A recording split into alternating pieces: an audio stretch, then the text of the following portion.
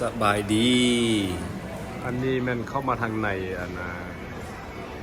ช้อปปิ้งมอลล์ฮาซันซูเปอร์มาร์เก็ต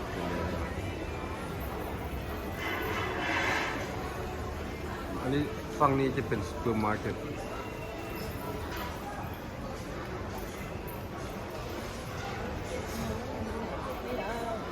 แต่มองนี้ก็ยังผ่านที่ได้เข้าไปทุกเดือนจะไปลอกกินข้าวก่อนอันนี้ก็เป็นมองเขาเจ้าขายเสื้อ ขายผ้าห่มผ้าฝาบอนนอนผ้าเสื้อ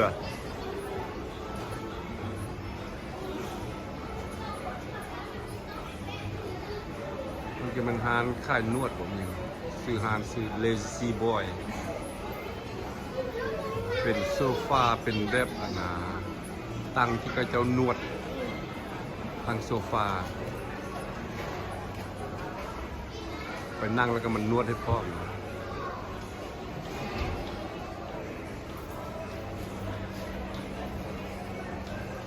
ตรงกันข้ามกับซูเปอร์มาร์เก็ตเนี่ยก็จะเป็นฟู้ดคอร์ทได้เลย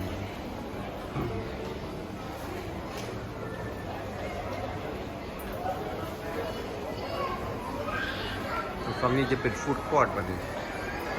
มีเมิร์ดอาหารแบบใดแบบใดมีฮอตไอศครีม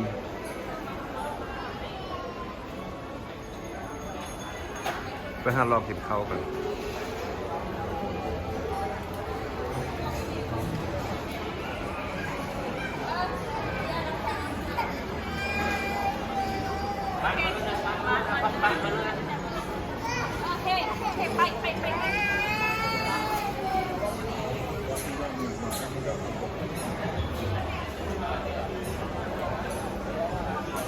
นี่เป็นทานไอศครีม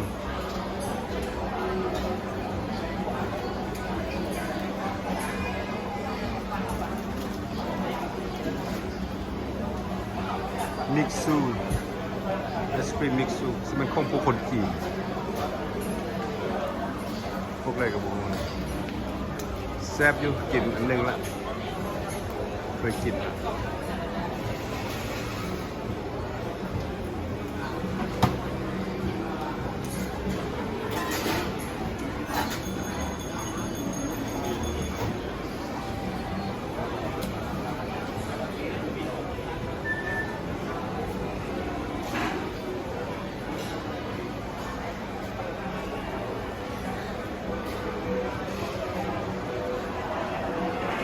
แต่ห้าง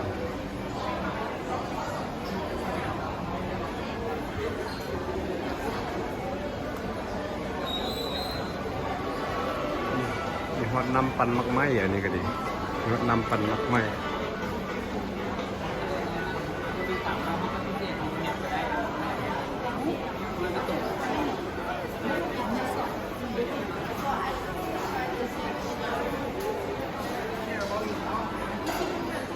อันนี้เป็นมอง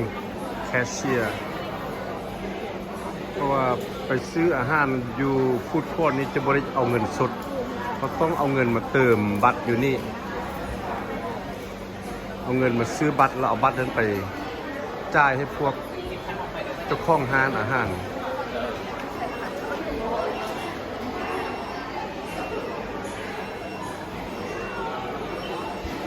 นี่ก็มีอาหารหลากหลายพวกนี้อาหารแบบให้เด็กน้อยกินนะมีเฟรนช์ฟรายมีชิคเก้นนักเก็ตมีหลายแนวอยู่ฮอทดอกก็มีอย่างก็ว่าไป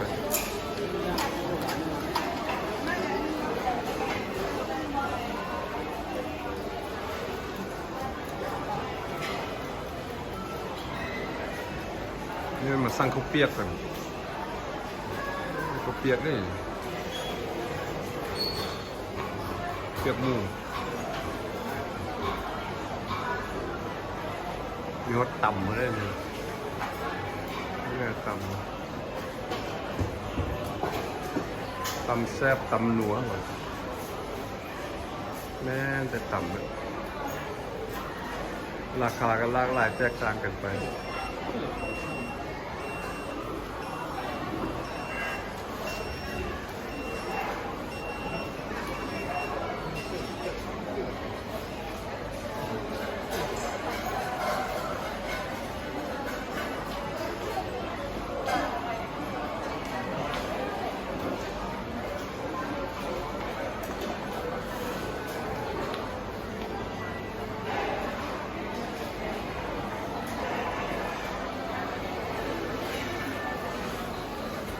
ฮอทดอกลูกซีนกินลูกซีนมาพับคอร์นก็มีกระแลมบอสกระแลมบอซึ่งกระแลมบอ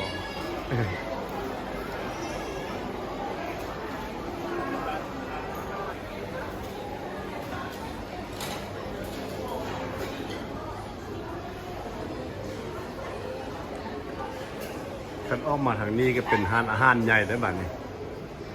ร้านอาหารใหญ่แล้วก็มองนั่งกินบ้านี้โอ้ยเด้ฮอตพอตบุฟเฟ่อันนี้มันต้องเป็นร้านนั่งกินร้านใหญ่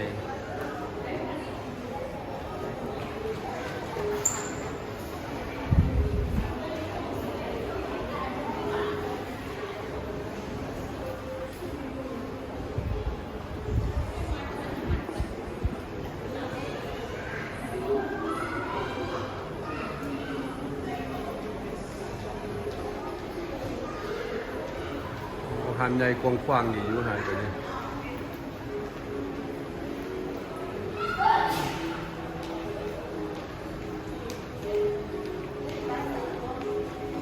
ต่อมาก็เป็นร้านอาหารอีก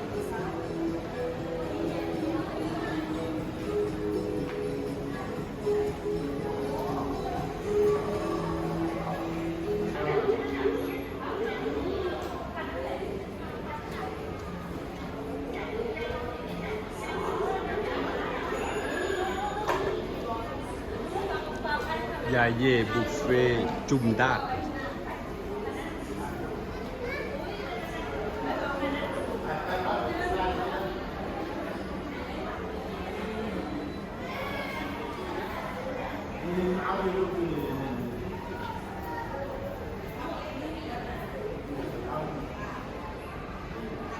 ก็มาทางนี้ก็เป็นมองโชว์รถเข้ามาโปรโมทขายรถอยู่นี่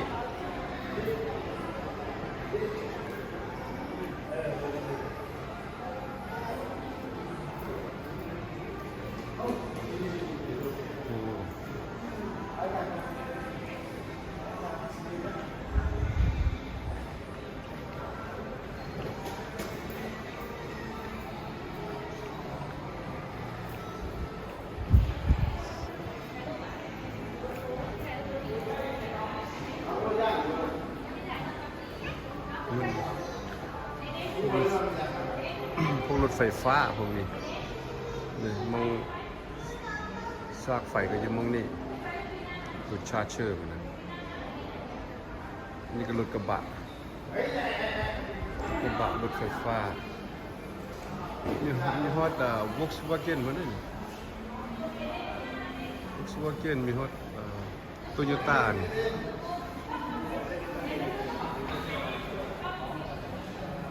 มีฮอตBMW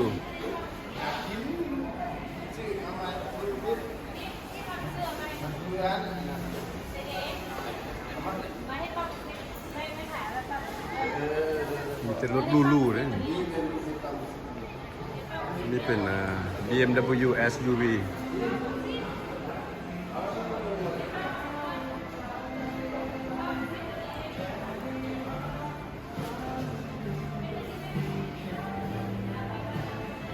เป็นสติ๊กเกอร์ของจีนภาษาจีน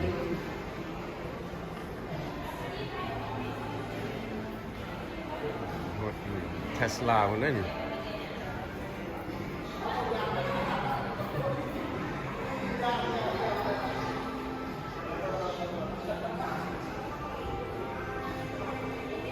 ต้องนำเข้ารถลู่นะฮะรถลู่รถล่ารถลู่ล่า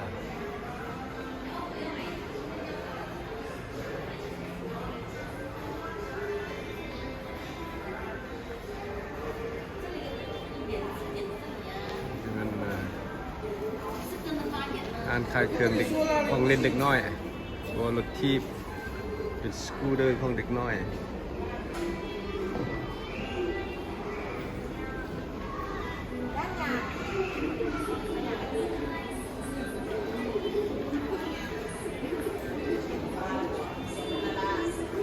มันชั้นหนึ่งเด้อเนี่ยมันชั้นหนึ่งบ่เดี๋ยวสิขึ้นไปชั้นสองก่อน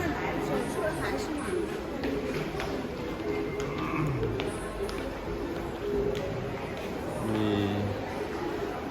มันหันเหล้าหันไวน์หันเหล้าหันเบียร์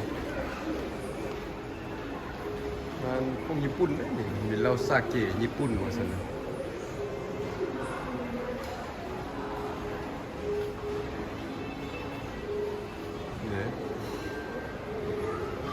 อันญี่ปุ่นอันเรานำเข้าจากประเทศญี่ปุ่น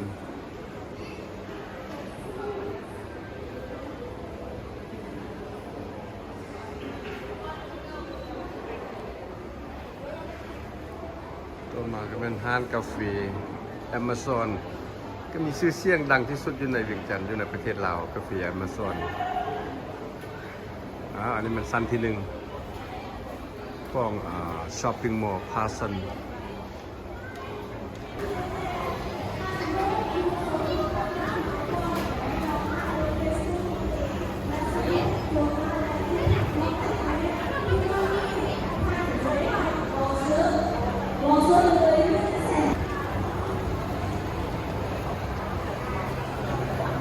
ฮอตฮานพิซซ่าอันนี้มันสั้นที่สองแล้วอันนี้ขึ้นไปคุณสั้นที่สามพี่มีฮอตสตาร์บัคได้นี่เลยสั้นที่สองนี่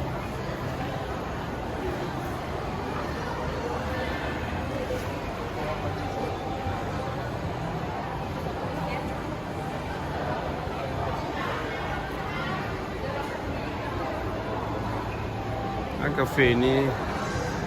ก็มีแต่ Amazon กับ Starbucks คนนิยมทุกรายก็ Amazon ทั้งนั้นคนนิยมรายก่อน Starbucks ก็นิยมแต่มันราคาอาจจะแพงไปหน่อยนึง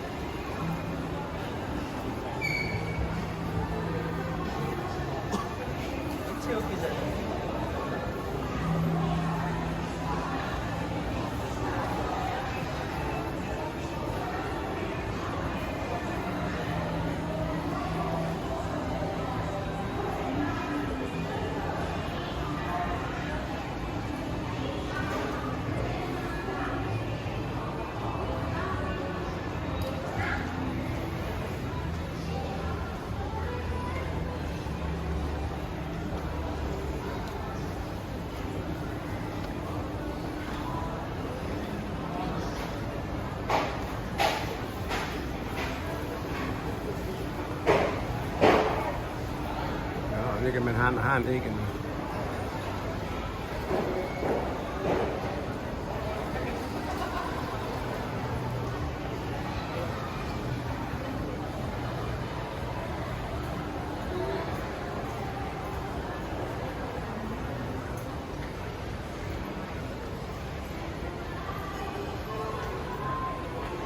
นี่ก็เป็นอาหารเอง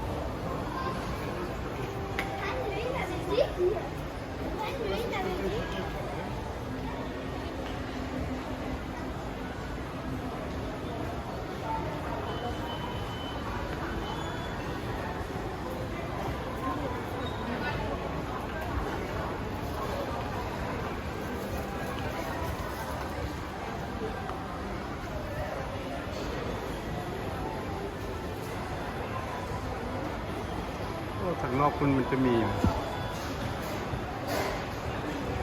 ก็จะเทศกาลนี่ยังกระบูเด้อทางนอกคุณเด้อคือว่าขึ้นเดี๋ยวเอาไปเบิ่งก่อน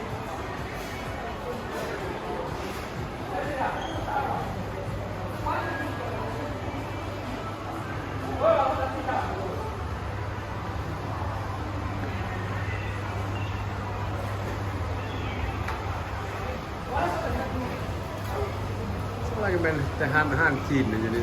ห้านไทยอ๋อนี่เป็นยังเรียกว่าไทยรีสอร์ทไทยรีสอร์ทอินเวียนเทียนนะครับ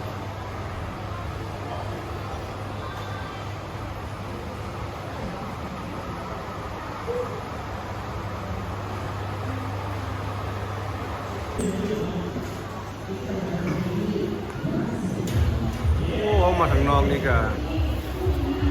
มีเทศกาลอาหารอยู่ลานทางล่างของช้อปปิ้งเซ็นเตอร์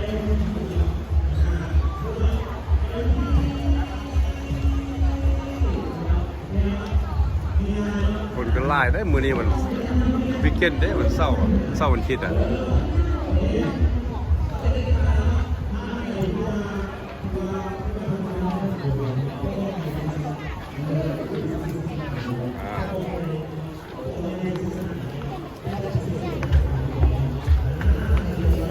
อาหารมันจะแซ่บเดี๋ยวเบิ่งปลาหมึกนี่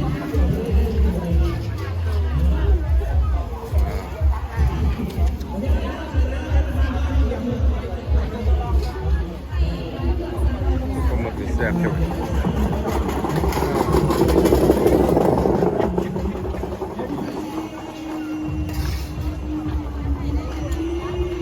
โอ้นี่จืดลูกชิ้นโมใหญ่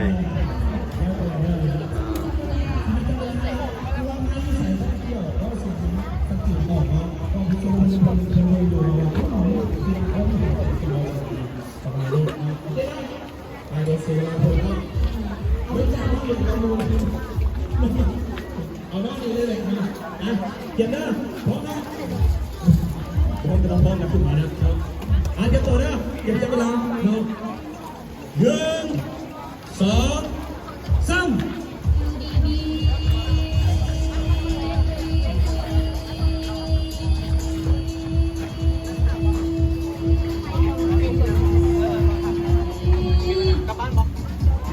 ไอคีเท่าไหร่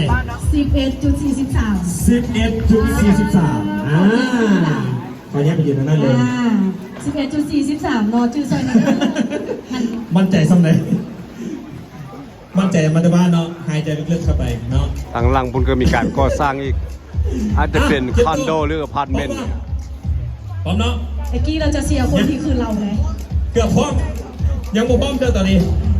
พร้อมแล้วเนาะตอนนี้เนาะโอเคเยี่ยมไอ้หนึ่งน้อย3เลยนะเริ่มเลยนะ1 2 3 LDB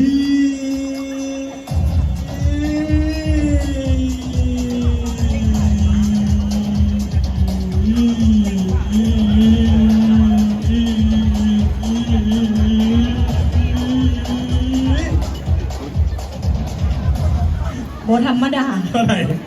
ทำลายสถิติบุญแรกไปแล้วเนาะ16.50 16.50ไม่คิดโกงบอกว่าโกงซ่าบอก16.50อันนี้อะไรก่อน1116อันนี้เห็นไหมคือว่ายังให้น้อยหน้าความรอแล้วเอาไปยืนที่ว่าความรอสูสีกับรถเนาะเตรียมตัวให้ดีนั่งหยับมาดิ1 2นั่งธรรมดาดิอันนี้เป็นหนังข้อทรงเครื่องอันนี้เป็นหนังต้มอันนี้เป็นยำหนังเป็นน้ำปลาแดกแบบนั่งยำมึงล่วงมีป่ะมึงมีเนาะหนังควายโดยอันนั้นเป็นหนังงัวเนาะขอบใจอะไรโดยไกลแล้ว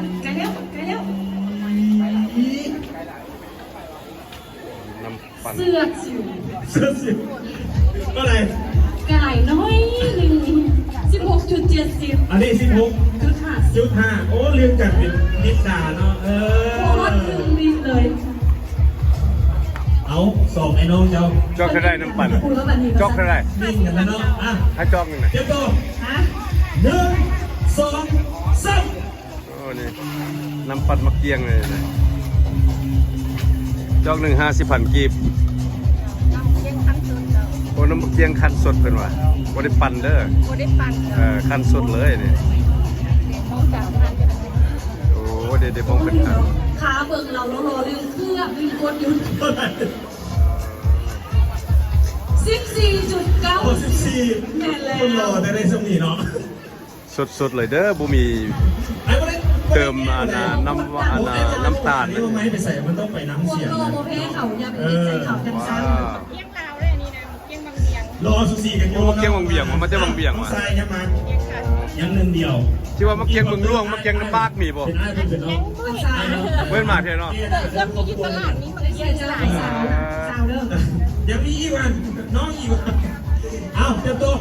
1 2ก็เข่งกันนะ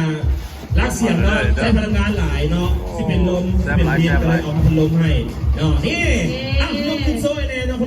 LTP Bank ของเรานี่ท่านใดที่อยากได้ผลิตภัณฑ์ของทาง LTP Bank สามารถไปเปิดบัญชีเนาะกับทาง LTP Bank ของเราเนาะเอาเขาจะมาเปิดบัญชีเอาเงินเข้าตามเงินแล้วก็จะได้ก็ร้านนี้กิฟต์เซตแบบนี้เลยเนาะ สำหรับพัดลมนะคะมียาดมเนาะเพราะเขามีแจกอยู่ที่บริการดีๆของ เอา เรา อายาดมเนี่ยรู้ยาดมน้องสาวอายาดมเนี่ย ให้คือกันเนาะยาดมใช่ไหม ยัดเป็นวินน้องอายาดมไปแล้วยาดมสูตรพิเศษ มีพัดลมแล้วเอายาดมไปอีกยาดมสูตรพิเศษเนาะจากทาง LTP Bank เนาะ คนก็ไล่สมควรเหมือนเนี่ย ในส่วนลูกค้าเป็น ที่ว่าเสียเลยนี่เนาะกิจกรรมดีๆกันทาง LTP Bank ของเราในวันนี้เราก็ถือว่าเอาเป็นใจแผนเนาะมาเพื่อผลิตภัณฑ์ที่บริการกิจกรรมทาง LTP Bank ของเราในกับวันนี้แต่ยังรวมเป็นวันนี้เลยยังจะดำเนินแต่ไปมอบวันที่10เนาะนี่ LTP Bank ของเรายังจะมาแจกแบบนี้ทุกมื้อเลยโดย สำหรับวันนี้เนี่ยเปิดทุกวันถึง10 โมงครับ แล้วมาในวันมากินจับจ่ายใช้สอยที่มันมีบัตรซีทางเอลีสามารถเปิดดูง่ายเลยครับเป็นตัว อันนี้บนหันขายเกือบเด้อนี่เด้อมันข้าวนมเลยเนี่ยข้าวนม เอาคอปปี้เนี่ยก็ได้ดูว่าจะทานรูปสามารถเปิดบัญชีทางเอลีที่เรา จะเป็นข้าวนมมาเด็กน้อยกิน เก็บได้ในน้องสาวด้วยเดี๋ยวเราจะขอ สำหรับผู้ทำความเป็นนักเรียนนะคะเราเป็นคนว่าสามารถได้รับการยืนยันในการที่นั่งเรียนอยู่ในการ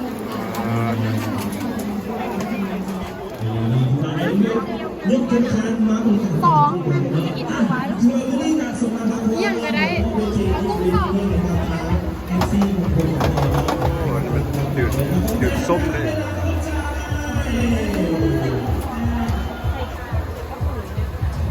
โคตรเกี่ยว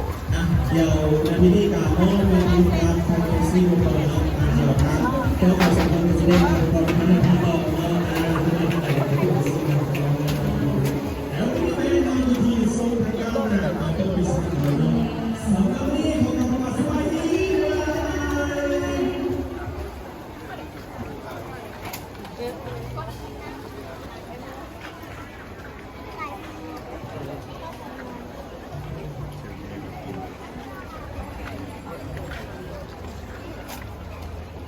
พวกนี้เป็นพวกซีฟู้ดมีห้อยแครงมีปลาหมึกมีกุ้ง นะคะจากเอลเดี๋ยวมาต่อที่ฉากจากนั้นเป็นที่ไร้กันตัวเนาะเอลวันนี้เราจะมาในงานโปรโมชั่นติดตัวจะให้ทุกคนได้มองที่จีบนั่นเองเนาะส่วนโปรโมชั่นของทางคุณเป็นที่ไร้เขาก็สามารถไปเป็นเรียนจีบุกับน้องกันได้เนาะกับโปรโมชั่นลดเล่นจากแกนกันได้เนาะหรือว่าจะไปเราเทสสินค้าฟรีกันได้หรือว่าจะเป็นทางเองทีมอเป็นแป้งเป็นโลชั่นตัวครบจบเลยมีที่มัดโบยุทธไปเติมความสวยของเราได้และก็จะมีเป็น อาหารมัดประยุทธ์นี่เป็นยังไงเบิ่งดูเดี๋ยวนี้เนี่ยแ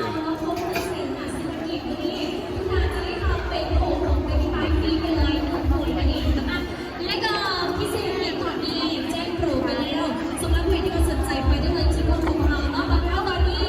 มาเก็บของเป็นที่จองกันมาอยู่เขาจะเอามาเป็นของรางวัลให้กับผู้งานที่ขึ้นมาลิงกิจกรรมหรือว่าลิงเก็บกับเขาอยู่ด้านเทิงเวทีในตอนนี้เขาจะมีเก็บง่ายๆให้ลิงเนาะขออาสาสมัครเป็น5 คนสาวๆเข้ามาได้เลยนุ่มๆเข้ามาได้เลยมาเอาจอดงามๆกลับไปเนาะและย้ำมาทุกการที่คุณมาลินเก็บหรือว่าลินกิจกรรมกับเราในตอนนี้ทั้งหาทานจะได้เป็นของรางวัลเนาะบุมีมาโบได้เนาะขึ้นมาแล้วต้องได้แน่นอนนะมาเลยคนจะมีรูปสวยเลยเนาะ นี่เป็นห้อยเลยนะ คนที่ส่งมาแล้วอันเหลือ3 คนตอนนี้ผู้ชายก็ได้ผู้หญิง อันนี้เป็นห้อยปังก่อน ตัวนี้หอยโป๊ะ หอยปูเนาะปูห้อยปังค่ายกลับเท่าไรเนี่ยค่ายเดี๋ยวได้ มาขายที่สุดๆ180ได้เต็มเลยตอนนั้นกับโลนะ มีน้ำจิ้มน้ำเจียวให้พ่อม ตอนนี้ เต็มครับนู่นนั่นเลยเนาะ80ผัดจิ้มเนาะ เป็นลูกสาวๆมายาวมาได้เลย เอาให้กับหนึ่งเลยเด้อ จะได้แบบว่าสินค้าหรือว่าจะได้แบบว่าของรางวัลสุดยอดเลย โอเค สามคนมาแล้วไอ้น้องชายเขามีหมอผู้หญิงอันนี้เก๋เนาะโอเคผู้ที่เห็นกันแล้วไม่ได้เลยจ่ายไปแล้วค่ะเดี๋ยวนี้ อันนี้มันอยู่ทางล่างของ ช้อปปิ้งมอลล์พาสันพักสั้นอยู่นะใกล้กับวิงแกนเซ็นเตอร์เลย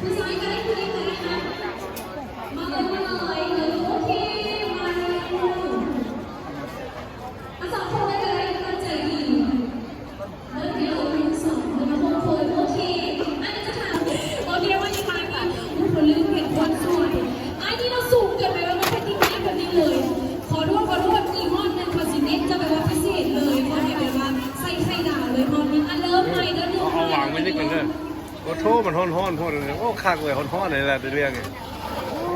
นั่งกินแซ่บๆเป็นของห้ากินยากเลยนี่เอ้ยอันนี้แหละ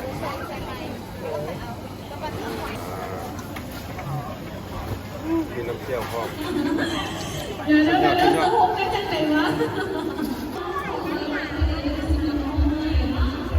อันนี้มัน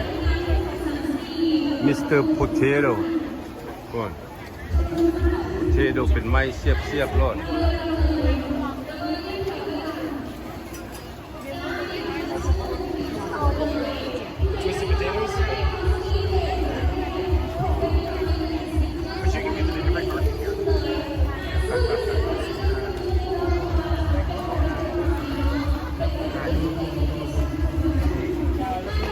มันทอดสุดๆเลย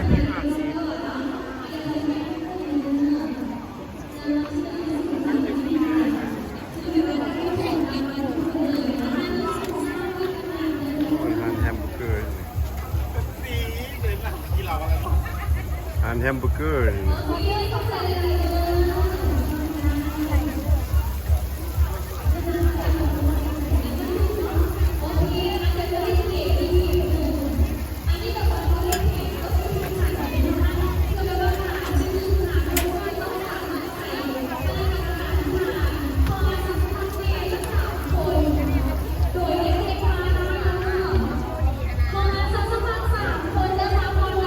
เนี่ยราคาตามนี้แล้วเนี่ยเบอร์เกอร์งัว95,000 กีบเบอร์เกอร์หมู80,000เบอร์เกอร์ไก่75เบอร์เกอร์ปลา85เบอร์เกอร์กุ้ง99,000 กีบซุปเปอร์เบอร์เกอร์โอ้165,000 กีบราคาก็ตามนั่นแหละนี่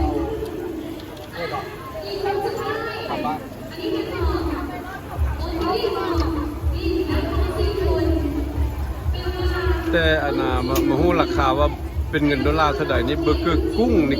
99,000 กีบนี่สิมัน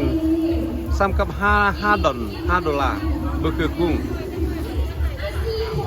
เพราะว่า99หรือว่าแสนกีบมันซ้ำกับ5 ดอลลาร์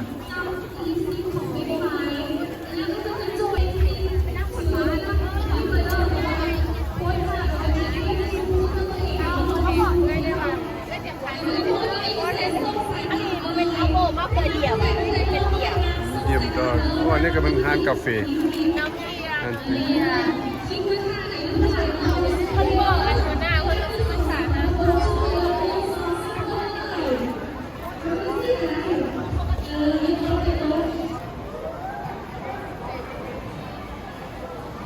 อันนี้มันเข้ามาทางในช้อปปิ้งมอลล์แล้วเมื่อกี้อยู่นอก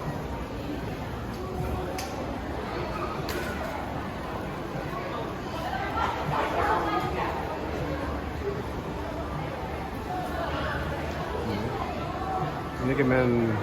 กะแลมเดลิควีน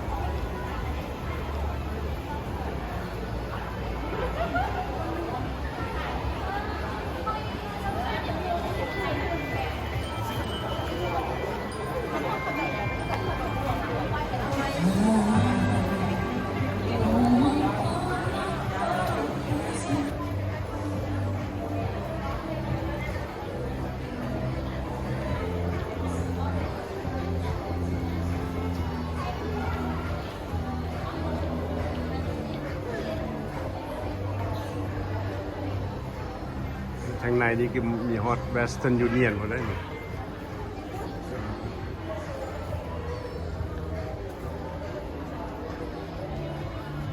สะดวกสบายอยู่นี่ผู้โดยสารขึ้นมาก็มาอยู่นี่เลยเวสเทิร์นยูเนียน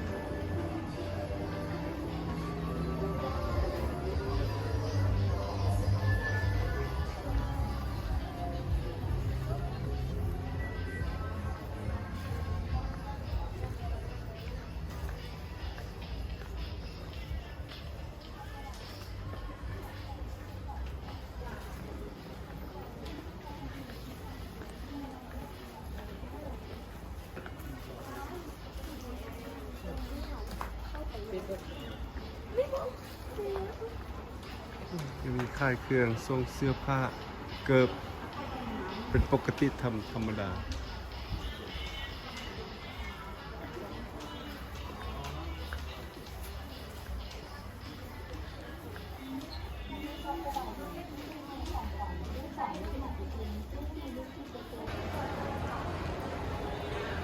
อันนี้มันขึ้นมาอยู่สั้นซ้ำแล้วนี่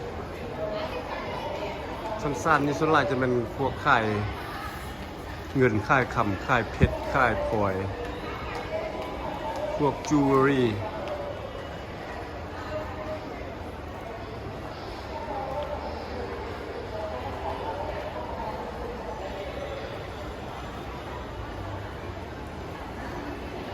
คนบุคคลไล่เป็นได้สั้นๆนี่เพราะว่าคนมันจะอยู่แต่สั้นหนึ่งกับสั้นสองส่วนใหญ่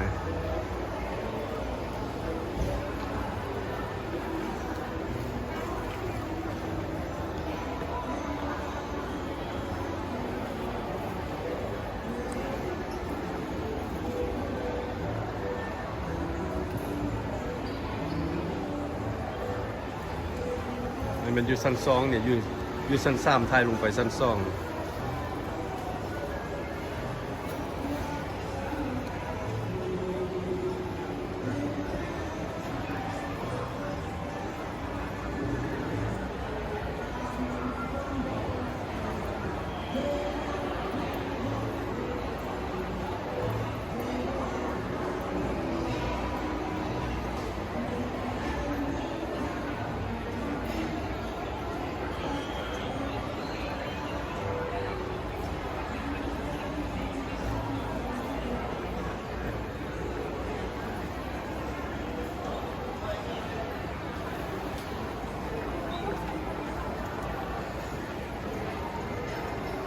อันนี้เป็นบรรยากาศอยู่ชั้นสามของ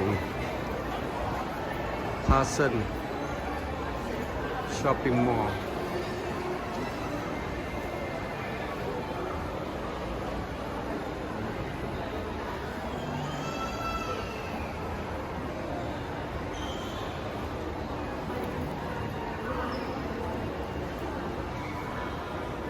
อันนี้เป็นพาเซนของเป็นแผนที่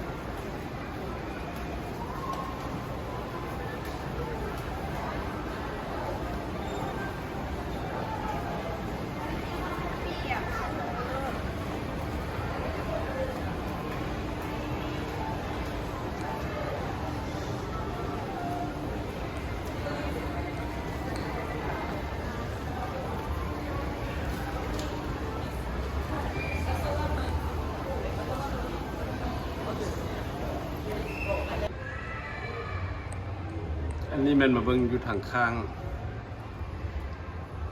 ข้างๆของอนาช้อปปิ้งมอลล์อนาพาซันเดอร์นี่มันลานจอดรถจากคนร้ายพิลึกตัวนั้นเต็มเลย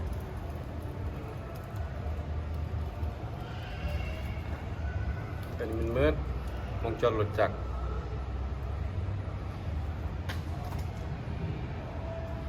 มองจอดรถใหญ่แล้วมันอยู่คนละฟาก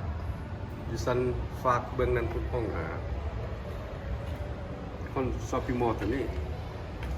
อันนี้อยู่ซักฟากเบื้องขวาอันนั้นฟากเบื้องซ้ายถ้าปินหน้าไปทางน้ำคลองถ้าปินหน้าไปทางคูเวียงถนนคูเวียงอันนี้มันฟากเบื้องขวาแต่ฟาก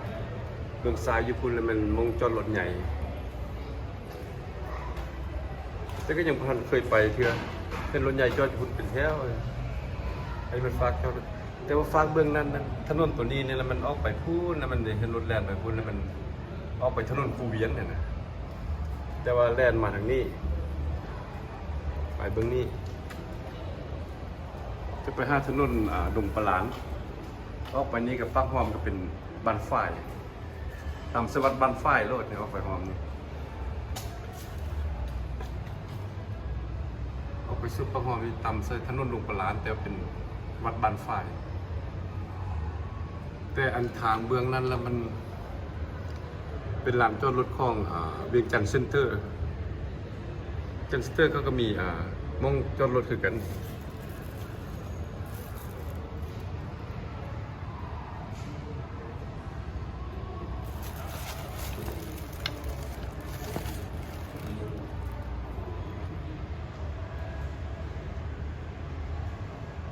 มองจอดรถของเวียงจันทร์เซ็นเตอร์นี่ห้องใต้ดิน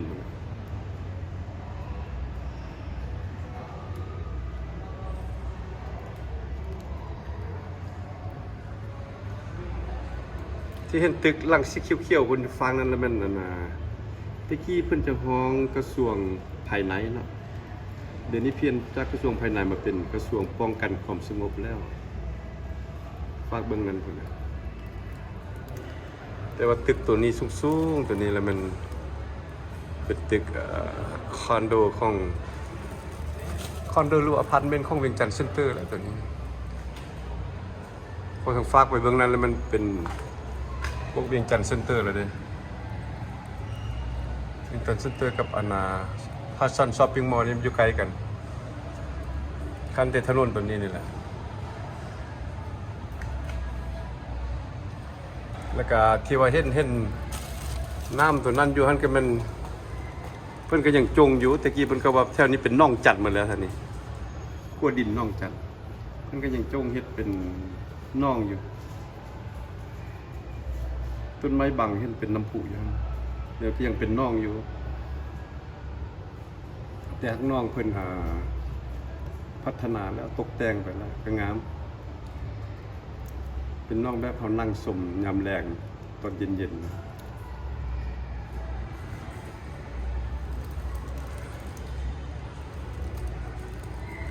ผู้ไปก็มีผู้มาก็มีรถจักรรถใหญ่ผู้เข้ามาก็มี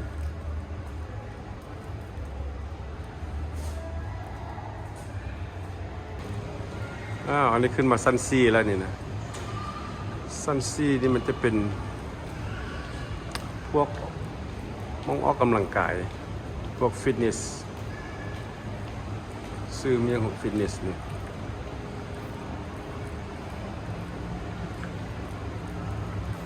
ฟิตเนสคลับ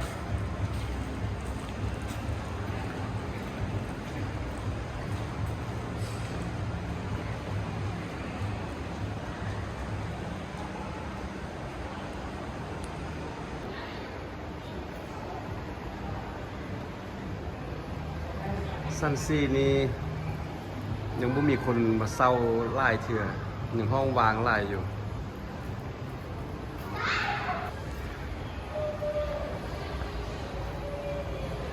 วางไล่ห้องอยู่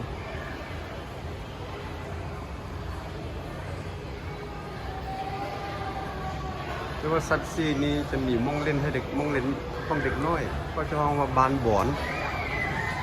มีการเล่นกิจกรรมของเด็กน้อยนั่นแหละ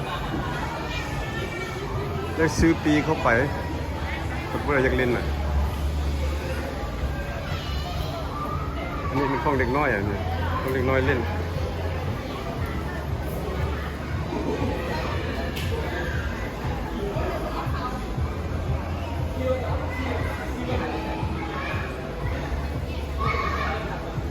เด็กน้อยเล่นอยู่ไหนฮะนั่นเนี่ยมาจากลิ้นซื้อปีเข้าไปแล้วก็ซอกลิ้นได้หมดทุกอย่างมีอยู่ไหนนั่นหมด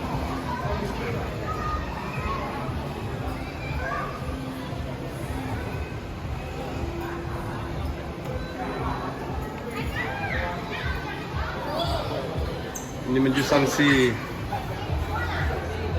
ตายลงไปเห็นจนฮอดซันหนึ่งไปได้ฮะลุ่มๆสุดมันซันหนึ่งเลยตีขึ้นมาขึ้นมา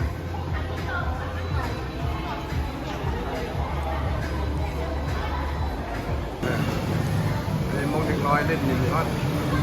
มีหมดแหละทุกอย่างอยู่ไหนนี่หมด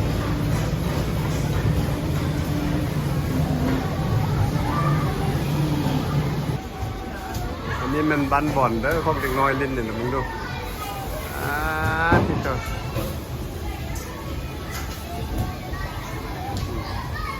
มองเป็นตัวจัมเปอร์เลยนะ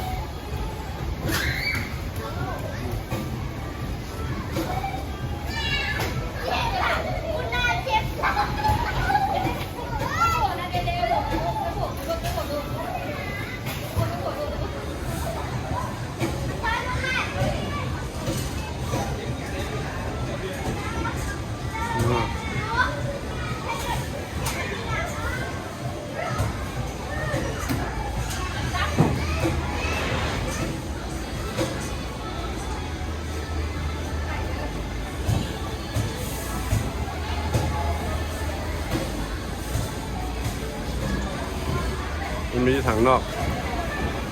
ก็นั่งกัน